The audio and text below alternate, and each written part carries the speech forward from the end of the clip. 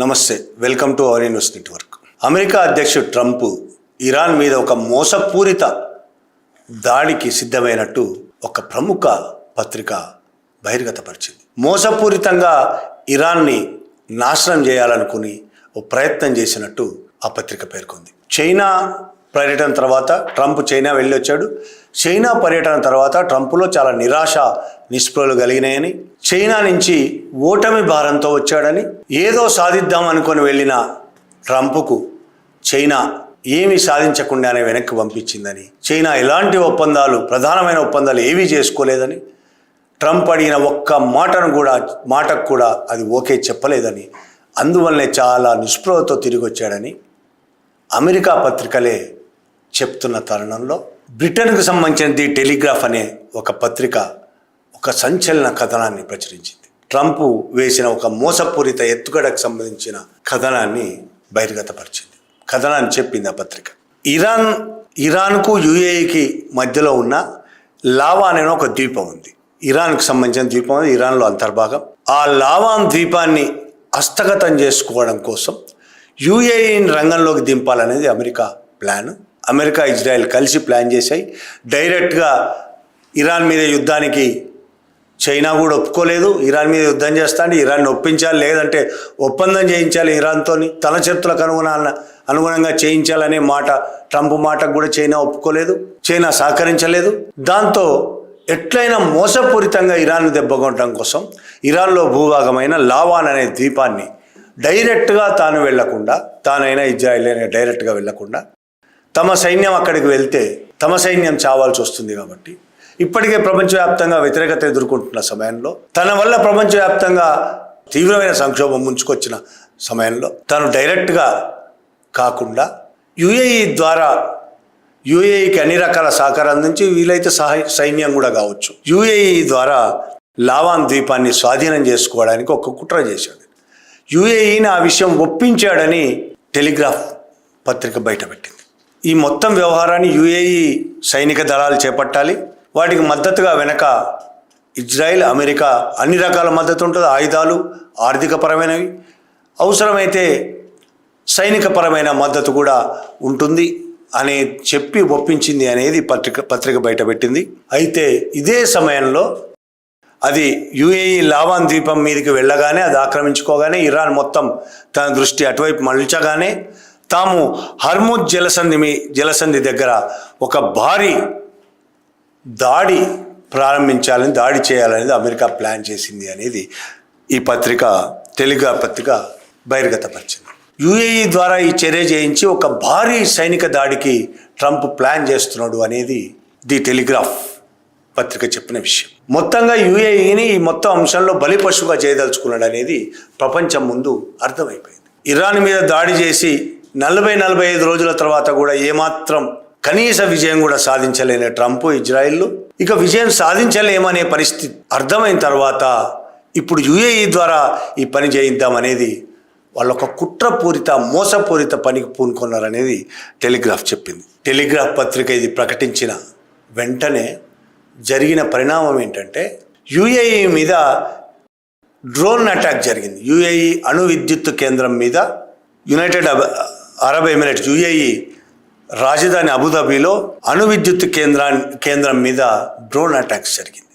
ఆ డ్రోన్ కొంత నష్టపరిచింది, మంటలు చెలరేగాయి. ఆ డ్రోన్ వల్ల కొంత నష్టం జరిగింది. ఎంత నష్టం జరిగింది ఏంది అనేది యుఏఈ కూడా ప్రకటించలేదు, కానీ నష్టం జరిగింది. ఆ దాడి ఇరానే చేసి ఉంటుందని యుఏఈ అనుమానం, కానీ ఇరాన్ తాను చేయలేదని ప్రకటించింది. ఇరాన్ చేయకపోవచ్చు కూడా. ఇరాన్ ఇప్పటి వరకు తను చేసిన దాడులన్నింటినీ తానే చేశానని ప్రకటించింది కనుక బహుశా ఇరాన్ చేయకపోవచ్చు. మరి ఎవరు చేసి ఉండొచ్చు? ఇరాన్కి మద్దతుగా ఉన్న ఇతర గ్రూపులు ఏమైనా, వేరే దేశాల్లో ఉన్న ఇతర గ్రూపులు ఏమైనా దాడి చేశాయేమో అనే ఒక అనుమానం కూడా ఉంది. మొత్తానికి ఈ వ్యవహారంలో టెలిగ్రాఫ్ పత్రిక బయటపెట్టిన తర్వాత యుఏఈ లావాన్ అనే ద్వీపం మీదకి దాడికి వెళ్తుందనే విషయాన్ని బయటపెట్టిన తర్వాత యుఏఈ మొత్తం ఇరుక్కుపోయింది. అది బయటికి రాలేక, ఏమనలేక, ముందుకు కక్కలేక మింగలేక అనే పరిస్థితికి వచ్చింది. ఇట్లా యుఏఈని ఇరికించడం అనేది మొదటిసారి కాదు. యుద్ధం జరుగుతున్న సమయంలో గత 45 రోజులు యుద్ధం జరిగింది. యుద్ధం జరుగుతున్న సమయంలో నెతన్యాహు, మొసాయిద్ చీఫ్ ఇద్దరు యుఏఈ వెళ్ళొచ్చారని ఇజ్రాయెలే బయటికి లీక్ చేసింది.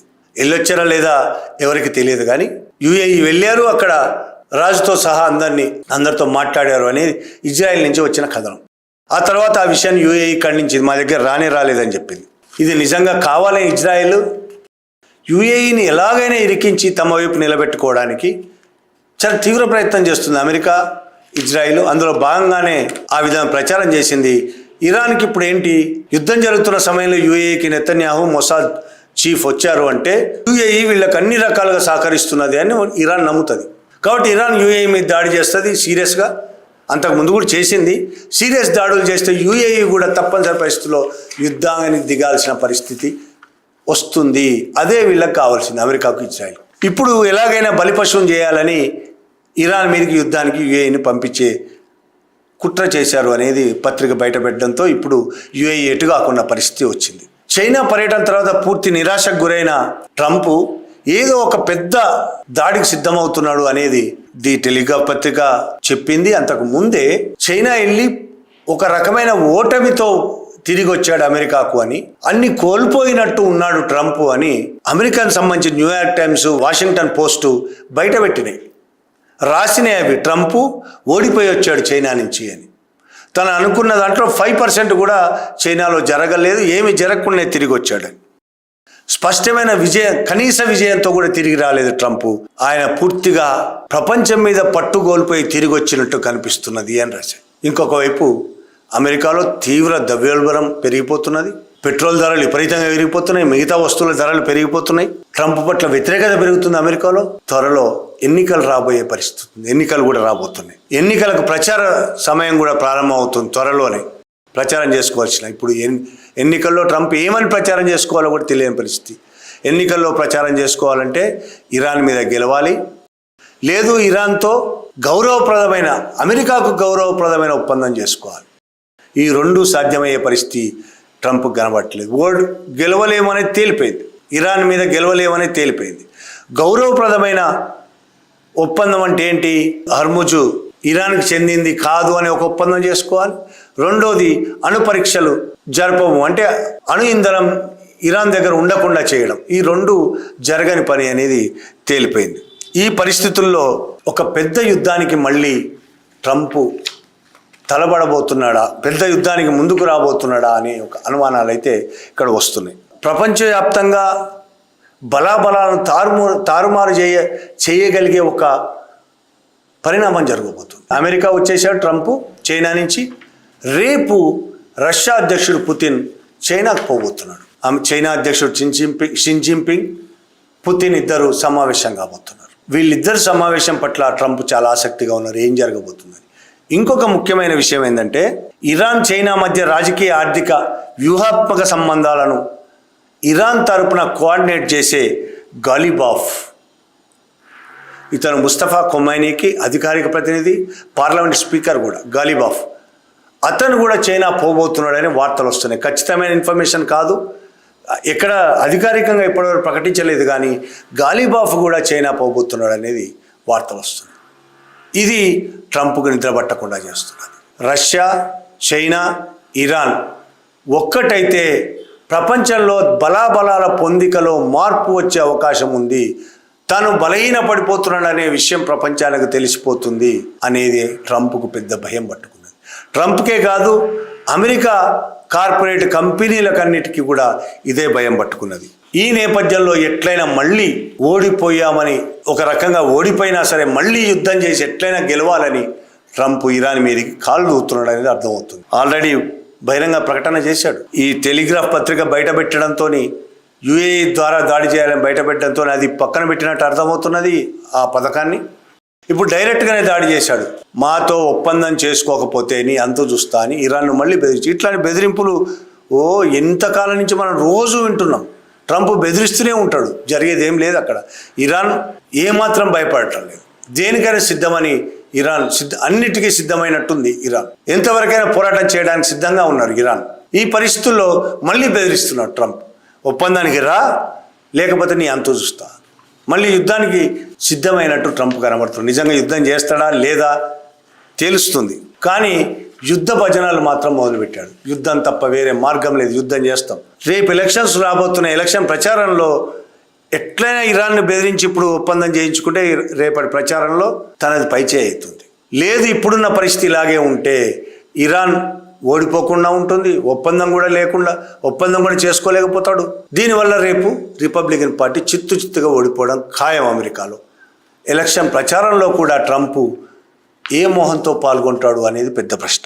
ఒకవేళ ఇన్ని జరిగిన తర్వాత కూడా బెదిరింపులే కాకుండా నిజంగానే ట్రంప్ గనక మళ్ళీ ఇరాన్ మీద యుద్ధానికి సిద్ధపడితే, కొంతకాలం ఈ మధ్యలో గ్యాప్ ఉన్నది, యుద్ధం జరగటం లేదు, మళ్ళీ యుద్ధానికి సిద్ధపడాలని ఇజ్రాయెల్ కోరుకుంటుంది. కానీ ట్రంప్ సిద్ధపడితే ఇది అమెరికాకు అతి పెద్ద నష్టం తేబోతున్నదని, ప్రపంచం మొత్తంలో బ్యాలెన్సింగ్ తప్పిపోతున్నదని, అంటే ఇప్పుడు ఏదైతే బ్యాలెన్స్ అనుకుంటున్నామో పవర్ బ్యాలెన్స్, మళ్ళీ యుద్ధానికి వెళ్తే ఇప్పుడు అమెరికా ఇక పైన ప్రపంచ పెద్దన్నగా ఉండబోదు, పూర్తిగా బలహీనపడిపోతుంది. ఒకవేళ యుద్ధానికి వెళ్తే ఆ యుద్ధమే ఇరాన్ మీద అమెరికాకు చివరి యుద్ధం అవుతుంది. మళ్ళీ ఎన్నడూ ఇరాన్ మీదకి పోయే సాహసం అమెరికా చెయ్యలేదు. ఇది నిపుణుల వాదన, అంతర్జాతీయ నిపుణుల వాదనే కాదు, అమెరికాలోని యుద్ధ నిపుణుల వాదన కూడా. మళ్ళీ ట్రంప్ ఇరాన్ మీదకి యుద్ధానికి వెళ్తే కోలుకోలేని దెబ్బ పడుతుంది అమెరికాకు. ఇంతమంది మాటలు విని కూడా మొండిగా ట్రంప్ యుద్ధానికి పోతాడా లేదా త్వరలోనే తేలుతుంది. Thank you very much.